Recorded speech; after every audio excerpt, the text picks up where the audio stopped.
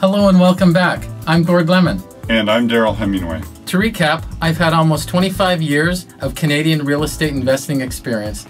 But this year I'm so excited of the great time I've had investing in the US. And I have experience in both US and Canadian real estate investing, and I've been a US resident for 20 years now.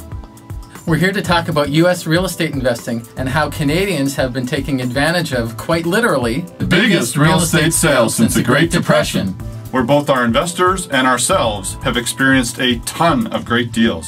We had a little fun in our last video as we explained why we're so frustrated not being able to find the kinds of returns on investment that we would expect as Canadian real estate investors. And why we have recently chosen the US as a great place to invest. Common mistakes we've seen other Canadian investors make. And we shared some tools that we use to make decisions about where to invest. And what kind of property we invest in. In this video, we will tell you where we are currently buying and the types of properties we're investing in, and the kind of returns ourselves and our investors are enjoying. There is a common misconception that a lot of Canadians have. They think the foreclosure mess has hit everywhere in the United States, and anywhere you go, there's a great deal. Conversely, other people ask us, isn't the market still falling? It must be too early to get in. The truth of the matter is, each property only goes through the big foreclosure sale once. And the great properties that are on sale today will not be available at those prices a year from now. So today is the time. The news we get up here in Canada about the US market is all based on averages.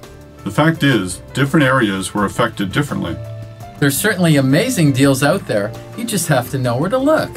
Do your due diligence and understand what kind of property to invest in.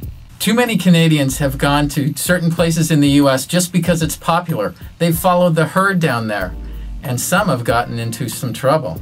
We know from experience that with the proper knowledge, good direction, and excellent team members, which we have, that you can avoid the potential pitfalls and enjoy some great returns. So in our last video, we explained why we are investing in the US and why now. Those graphs we looked at showed that we are at the top of the market cycle in many areas of Canada. We are way above the trend line in many areas of Canada, which explains why we're finding it difficult to find good flips or good cash flowing deals. We used an example in our last video of the Toronto area showing that the last major bottom was 1996. The best time to buy. A lot of research in the US to find where was another 1996 in Toronto. That's right. We looked for cities in the US that were well below the trend line, where prices were stabilized and were starting to rise again. Great value now can see predictable appreciation, a strong rental market, and a continuous demand for properties. And for us today, that place is Phoenix, Arizona. Ah, the Valley of the Sun. So Daryl, why don't you explain why you ended up in Phoenix? Well, about 3 years ago, after seeing what was about to happen to the US real estate market, and after selling the 3 properties that I owned in Baltimore, I moved back to Toronto, where I met Michelle Tavares, who was investing in real estate there. We became business partners, and we purchased properties in and around the Toronto area until it became more and more difficult to find great deals. I can relate. Properties today in Canada are A, too expensive, B, have bad return on investment, C, unappealing cap rates, not very investor friendly. Exactly. During the same time, I was traveling the country speaking to many Canadian investors and found they were all experiencing the same frustrating thing. And now I think it's best to introduce you all to Michelle Tavares and let her help finish the story. Michelle? Thanks, Gord and Daryl. So after studying the effects produced by the subprime meltdown, we looked to see how the dust was settling in certain areas. We looked to see which cities showed the best stability in economics, immigration, and of course, house values. Hasn't Arizona been the fastest growing state in the US for decades? That's right, Gord. The population of Phoenix grows by over 100,000 people each year. And that number's not going to change anytime soon with the migration of all the baby boomers to this very appealing and attractive retirement destination. It's the 5th largest American city, according to the US Census Bureau. And the metropolitan area is home to more than 4.3 million people. That's similar in size to Toronto or Vancouver. So, one of the main transportation, financial, and economic centers of the southwestern United States. And it is also home to the world's largest university, numerous hospitals, and teams in every major sports league. Canadians are now the biggest out-of-state investor in Arizona. It is estimated they own approximately $1 billion of U.S. real estate. Since we were frustrated by the lack of deals in our neck of the woods, we studied specific graphs to understand the trends, like you saw in our last video. We saw that the last low point in Toronto, and obviously the best time to buy, was 1996. Frustrated at trying to buy at the top of the market in Toronto, we looked around the US to see if there was a city that was in a similar position to Toronto in 1996, at the bottom of its market, starting its upward climb again. And we found that in Phoenix.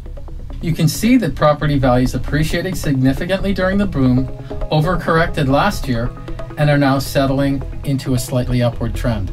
Properties that used to sell for $400,000 are now available for $120,000 or $150,000. But that's not what's really important. The prices during the boom were not real anyway. What's more important is to take a look at construction costs. Right now, the average house costs $100 a square foot to build, and yet we're buying these existing homes for $25, $30, or $40 a square foot. Now that's a great bargain in any market. In fact, we are currently buying properties for 20 to 30% below the year 2000 prices. In 2000, that was before the boom, before the bust, before any of that. Just to give you a value comparison, here's a property that we just sold in Toronto in 2010 for $370,000. This was a fourplex, and it was less than 2,000 square feet. Now here's a property we just bought in Arizona for $133,000. This property is over 4,000 square feet. And by the way, the vacancy in this area is only 4%. Now let's think about that for a minute. That's twice the square footage for 1/3 of the price. That's 6 times the value for your investment dollar. These differences are typical for what we are finding between the Canadian and U.S. markets today. When dealing with our rental properties, we often put the 1% rule to the test to see in a second if it's worth pursuing. The 1% rule being the gross monthly rent should be equal to or more than 1% of the purchase price. Right, so if you see a property for a $100,000 purchase price, the gross monthly rents should be $1,000 or more. We were frustrated in Ontario because the properties around here, like where you invest perhaps, were not even coming close to this. The result? Low or negative cash flow. Right, but the properties that both we and our investors purchase in Phoenix not only pass the 1% rule, they blow by it, often hitting 2%. When that happens, you get positive cash flow. Massive passive income, which means more shoes. These properties cash flow really well, and they're in good areas. Location, location, location. The emphasis on neighborhood is extremely important in Phoenix, as it is in all U.S. cities, even more so than it is in Canada. We have to be very aware of good and bad neighborhoods, such as crime areas or school districts. There are good school districts and poor school districts in each U.S. city. Obviously, families want to live in good school districts, which increases the demand for flips as well as rentals. There are also high crime areas in cities that we want to be sure to avoid. Some areas are just in more demand than others. We consider all of these factors before purchasing for ourselves or helping our investors to do so. Right now, we're going to show you a couple of our properties and go over some of the details. Here's one of the properties that we sold last year. It was a flip, a 4-bedroom, 2-bath house in front of a park which actually had a lake on it. We bought it for $37,000 and we sold it for $63,000. The flipping strategy doesn't work as well today as it may have last year. You never want to get married to a strategy.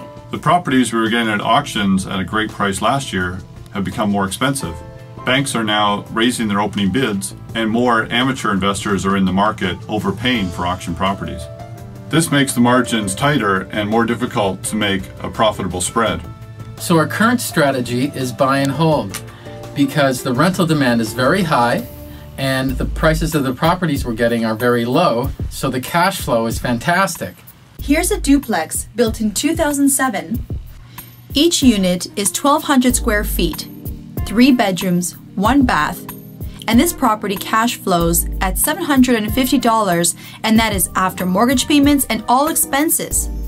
One of our Canadian investors bought this property for only $85,000. And here's a fourplex that another of our Canadian investors is currently buying. It is over 4,000 square feet and is fully occupied. It cash flows at $1,300 a month after mortgage and all expenses, and our investor is purchasing it for a total of $143,000. This property sold previously for over $350,000. And currently there's no shortage of these deals, but you have to be ready to buy because there's a lot of competition. You have to be prepared from a financial perspective, because when a great deal comes along, you've got to be ready to pull the trigger. But these deals won't last forever. Even though we hear in the news media there are more and more foreclosures, each property only goes through the system once at these prices, and once it's been purchased, it won't come around again. Most of the subprime properties have been through the system, gone through foreclosure, and have been purchased by somebody else. That wave is over. Now dealing with the ARM catastrophe. ARM stands for Adjustable Rate Mortgages. Banks gave out these low teaser rates for 2 or 3 years, and then wham!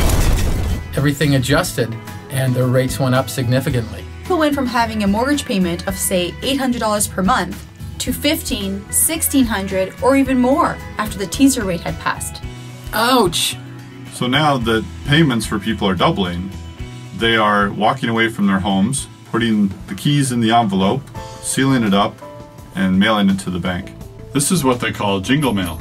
And this is the situation we are in now with our purchases. Many of those people who handed in their keys are now tenants again. And good solid ones at that. They're back having a payment now they can afford. So in areas where population is growing, there is high rental demand. And remember, our goal with rental properties is cash flow, and that depends on having renters. So we look for cities where there are strong economic fundamentals, a good supply of jobs, and a good number of workers that will be able to rent from us. But there is still only a finite number of great properties, and this fantastic opportunity may only last until 2012. Then it'll be gone. Fine. Done like dinner. Okay, thanks, Gord. I think they get the point. This is why we urge you to consider this opportunity now. It won't last forever. So when properties go through the foreclosure process, they are quickly purchased by savvy investors like you and me. So once again, folks, you have to be ready when these deals come up. Doesn't mean Phoenix is the only area that we're going to invest in. We carefully watch other cities that will have the same criteria. And once they meet our criteria, we'll be investing there as well. So no matter where you invest, you will want to look at the same criteria that will generate good cash flow for you. In this video, we've shared with you some things about the due diligence we do and the market research that has led us to find these great deals in the US. You want to look at population trends, employment numbers, economic fundamentals, rental demand, cost of construction, potential for appreciation, and of course, cash flow! There are a lot of great places in the US that investors can take advantage of, and we're helping Canadian investors to do so in places like Florida, Georgia, Texas, Nevada, and California, to name a few. Research, having good local knowledge, and having a great team behind you are the keys, especially when investing from Canada. But always remember, Buy low, sell high. See you next time.